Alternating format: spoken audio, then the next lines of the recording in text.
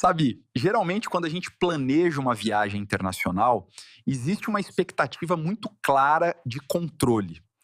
É como montar um quebra-cabeça. A passagem está comprada, o hotel reservado, um roteiro super detalhado ali no celular, e no fim das contas, tudo se encaixa perfeitamente dentro daquela famosa mala de 23 quilos. É algo super prático, contido e, o mais importante, com data para acabar. Exato.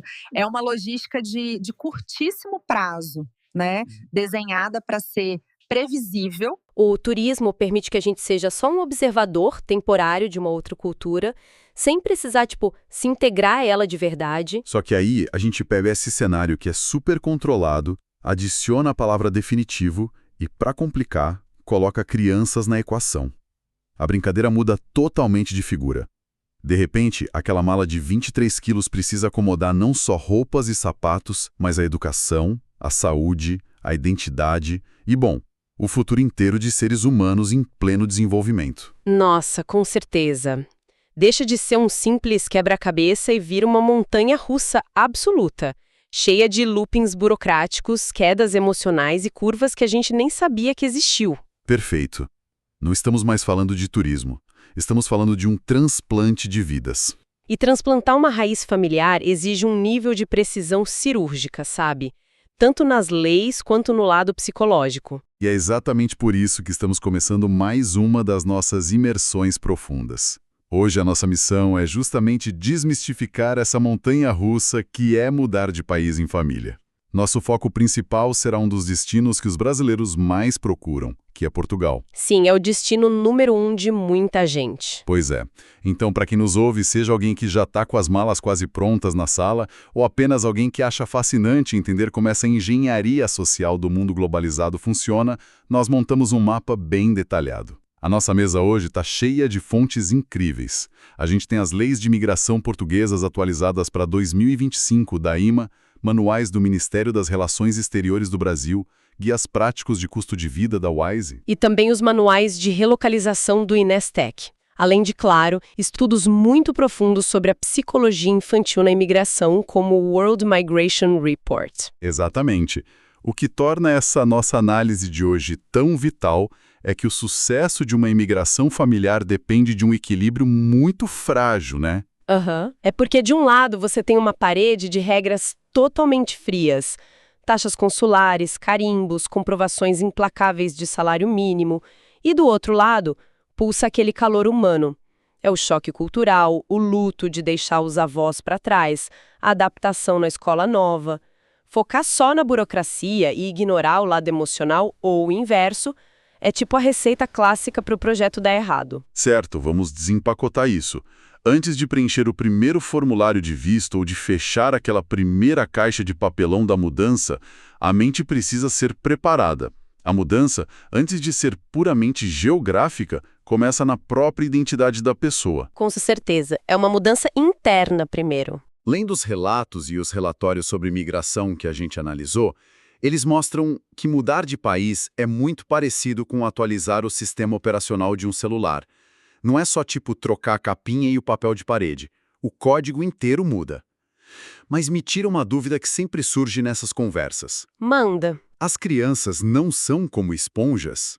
Porque um dos nossos textos menciona que até os 6 anos de idade, a capacidade delas de aprender um novo idioma é quase milagrosa.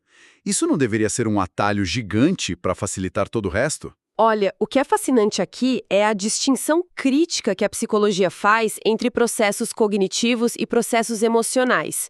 Sim, do ponto de vista cognitivo, a aquisição fonética e de vocabulário ali na primeira infância é espantosa. Uma criança pequena pega o sotaque local em questão de meses. Sim, às vezes chegam falando com o sotaque de Portugal rapidinho. Exato. Mas a adaptação prática, que é saber pedir água ou ir ao banheiro na escola nova, é um universo totalmente diferente da adaptação psicológica. Essa última diz respeito à estabilidade emocional, ao sentimento de segurança, de saber quem ela é naquele novo ambiente onde, basicamente, todas as regras do jogo mudaram. Entendi. E é navegando nessa diferença que os pesquisadores chegaram a um conceito que dominou grande parte das nossas notas hoje. Os Third Culture Kids, ou crianças de terceira cultura. Eu achei esse termo simplesmente brilhante. É um conceito muito revelador. Ele descreve aquelas crianças que passam uma parte significativa dos seus anos de desenvolvimento em uma cultura completamente diferente da cultura de origem dos pais. Dá um exemplo prático para a gente visualizar isso? Claro! Imagine o seguinte cenário prático. Uma criança que é filha de mãe brasileira e de pai com ascendência grega. Mas a família decide se estabelecer e viver a rotina diária em Portugal. Essa criança não vai ser culturalmente puramente brasileira, nem puramente grega. E muitas vezes ela nem se sente 100% portuguesa. Ela vira uma mistura de tudo isso. Exato. Ela constrói uma terceira cultura interna, que é uma amálgama única de todas essas vivências sobrepostas. Olha, olhando de fora, os prós parecem um superpoder. Essas crianças desenvolvem uma adaptabilidade gigantesca, aprendem a ler ambientes sociais complexos muito rápido, têm uma visão de mundo globalizada e uma empatia intercultural que é supernatural. Elas transitam por fronteiras como se fossem bairros ali da cidade. Sim, é uma bagagem incrível. Mas os estudos de psicologia intercultural acendem um alerta vermelho imenso para os contras, né? Acendem. E os contras batem exatamente na raiz da identidade. Essas crianças frequentemente enfrentam crises de pertencimento profundas. Sabe, se alguém em um parquinho perguntar onde é a sua casa, elas podem simplesmente congelar. A resposta não é óbvia para elas. Caramba, isso é forte. Pois é. Para os pais, a casa é o Brasil que ficou lá atrás. Para a escola, a casa é Portugal. Para a criança, a casa acaba sendo um conceito muito abstrato. Por isso, a recomendação prática dos especialistas é unânime. A dor e a frustração da criança, ao não se encaixar de imediato, precisam ser validadas. Não dá para só dizer, mas você está na Europa agora, levanta a cabeça e fica feliz. Jamais! A frustração do luto pela vida antiga é real e ela precisa de espaço para existir.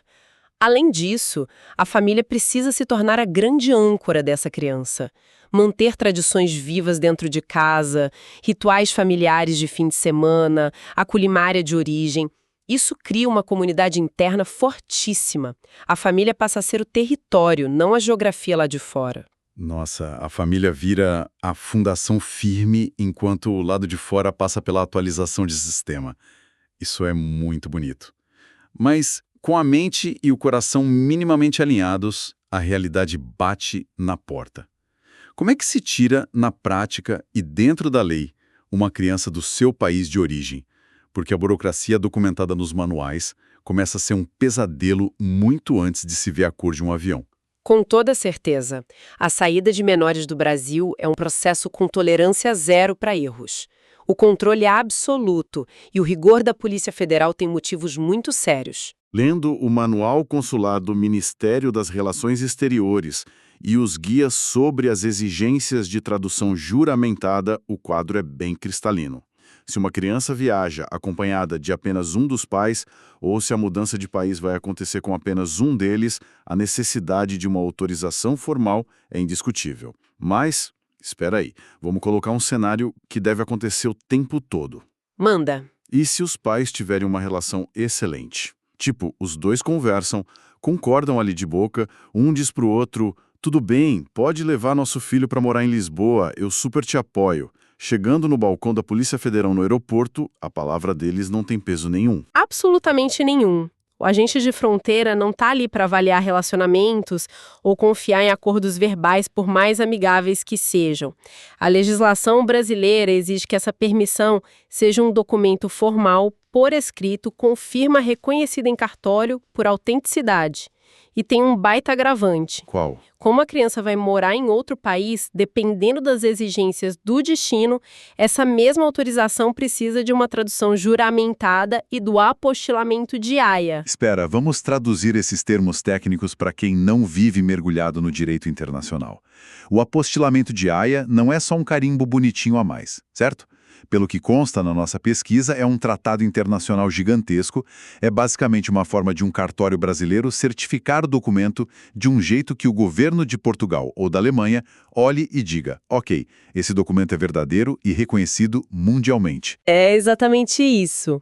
É a garantia de autenticidade cruzando fronteiras. E voltando ao ponto dos pais, a burocracia é totalmente cega para o quão amigável é a separação. Ela exige o papel validado internacionalmente. Agora, imagina o cenário oposto. E se um dos genitores se recusar terminantemente a assinar?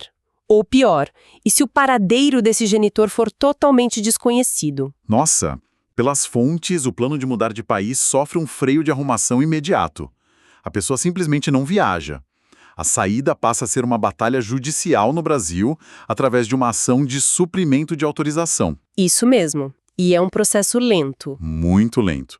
Um juiz vai ter que analisar toda a vida da família, o que é melhor para a criança, e então o próprio juiz assina no lugar daquele genitor ausente ou discordante.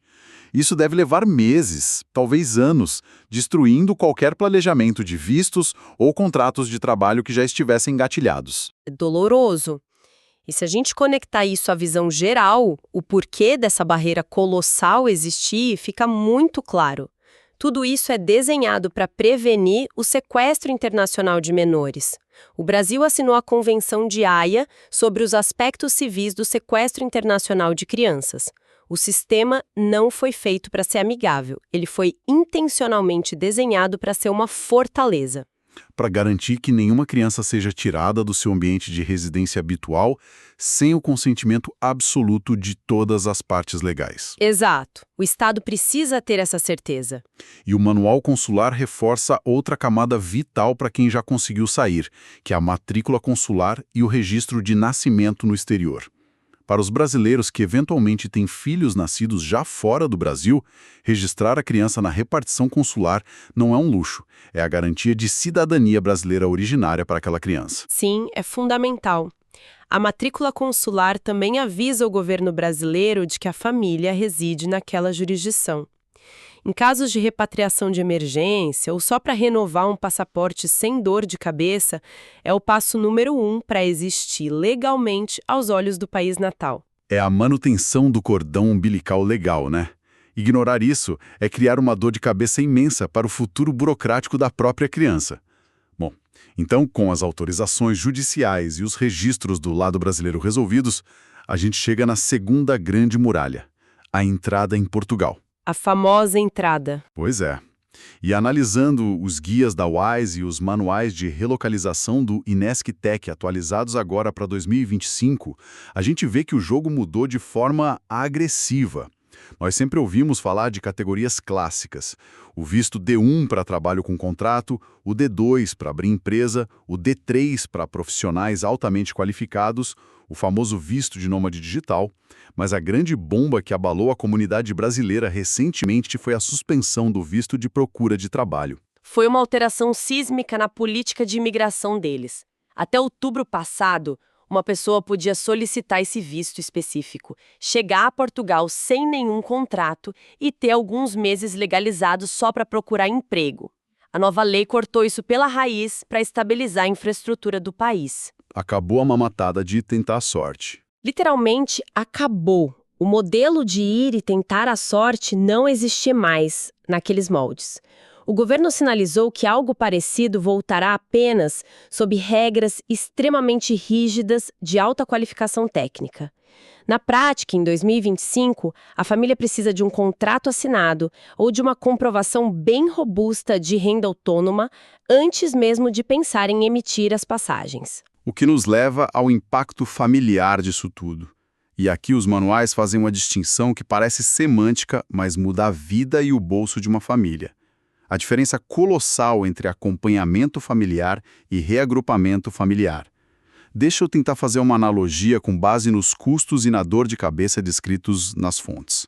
Manda bala. O acompanhamento familiar seria tipo um grupo de amigos que compra os ingressos do show com bastante antecedência.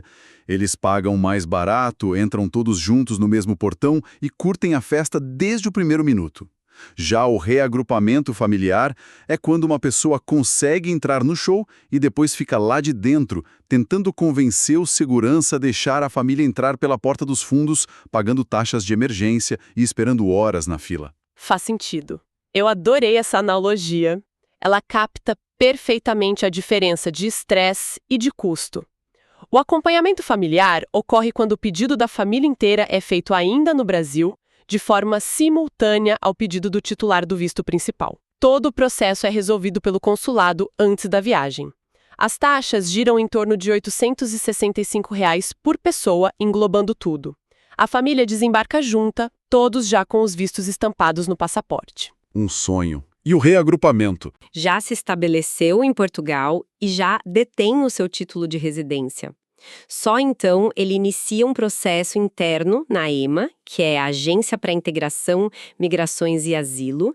Aí as taxas sobem consideravelmente porque passam a ser cobradas em euros internamente. É 127 euros para análise inicial e depois mais 336 euros para emissão do título por pessoa. Dói no bolso. Dói muito. Mas o verdadeiro vilão para 2025 é o fator tempo. Nossa, sim. As fontes da EMA destacam mudanças duríssimas. Para um casal sem filhos, quem está em Portugal com o visto precisa aguardar 2 longos anos de residência oficial antes de sequer ter o direito de pedir para o parceiro ir viver legalmente com ele. É um teste de fogo absurdo para o relacionamento. Quase impossível de sustentar. Pois é. Mas há uma exceção que alivia um pouco o nosso foco de hoje. Se o casal tiver filhos menores dependentes, essa carência de 2 anos simplesmente cai. A reunificação pode ser pedida imediatamente.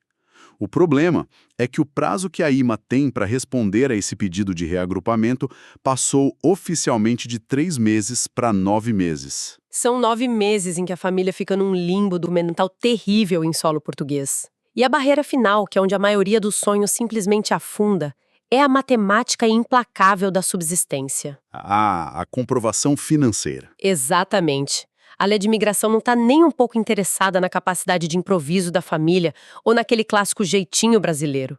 Ela quer provas matemáticas de que aquele núcleo familiar não vai se tornar um peso para os cofres públicos e para a rede de assistência social de Portugal. O critério de reprovação número 1 é justamente a falta de lastro financeiro. Vamos fazer essa conta juntos, porque os números do guia de 2025 não deixam margem para interpretação. Tudo gira em torno do salário mínimo português, que hoje é de 870 euros. A regra determina que o titular do visto principal precisa comprovar 100% desse valor na sua renda, ou seja, os 870. Certo. Se o cônjuge for junto, você adiciona 50% do salário mínimo à conta, o que dá 435 euros. E para cada filho menor, são mais 30%, totalizando 261 euros para cada criança. Fechou a conta? A matemática está corretíssima.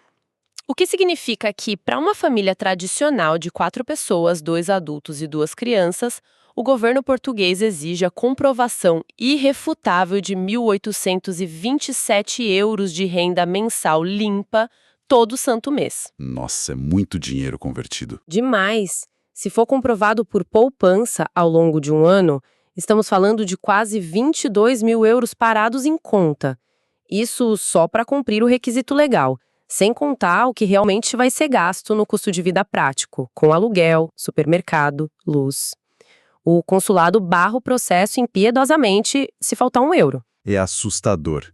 Mas digamos que a gente superou as finanças, os vistos foram emitidos e a família atravessou o oceano. A rotina começa. Como funciona a mecânica diária de médicos e escolas? O sistema de saúde português opera através do famoso número de utente, que é o registro do paciente. Após a inscrição, a família ganha um médico de família no centro de saúde local. E o que choca muitos brasileiros é o custo, né? Exato. A parte que realmente impressiona frente aos custos de planos de saúde privados no Brasil é que o sistema público português isenta crianças e adolescentes até os 18 anos de qualquer cobrança de taxas moderadoras. Eles não pagam absolutamente nada. E para os adultos, os valores de coparticipação são quase simbólicos. Cerca de 4,5 euros por uma consulta de rotina, ou uns 18 euros para passar em uma emergência de hospital. É um pilar de segurança gigante para quem imigra. A saúde não vai quebrar as finanças da família. A educação, por outro lado, apresenta um desafio logístico bem grande logo na chegada. O famoso gargalo das creches. Exatamente. As cartilhas mostram que, em Portugal, a educação não é de matrícula obrigatória até os 3 anos de idade. Isso significa que conseguir uma vaga em uma creche da rede pública subsidiada é quase como ganhar na loteria. As vagas são baseadas na declaração do imposto de renda e na urgência social da família. E para o imigrante recém-chegado, como fica? Para quem acaba de chegar, a realidade costuma ser ter que pagar uma creche privada que drena ali entre 250 a 300 euros por mês do orçamento familiar. Mas no momento em que a criança paga as velhinhas de 3 anos, o jogo vira completamente. O ensino pré-escolar torna-se obrigatório e o Estado passa a ter o dever de garantir a vaga dessa criança em uma escola. Como o ano letivo europeu começa em setembro, o relógio corre para organizar os papéis já no primeiro semestre. Certo. Aqui é onde a coisa fica realmente interessante. No meio da nossa papelada toda sobre a Europa, nós cruzamos com manuais de relocalização para os Estados Unidos. Só para efeito de comparação. Os Estados Unidos têm a fama merecida de possuírem um dos sistemas imigratórios para adultos mais punitivos, labirínticos e burocráticos do planeta. Se você chegou até aqui, é porque está levando isso a sério. Então faz o seguinte, salva esse vídeo, porque você vai querer rever esse conteúdo na hora de planejar sua mudança. E se esse conteúdo fez sentido para você, se inscreve no canal e deixa o like. A gente se vê no próximo.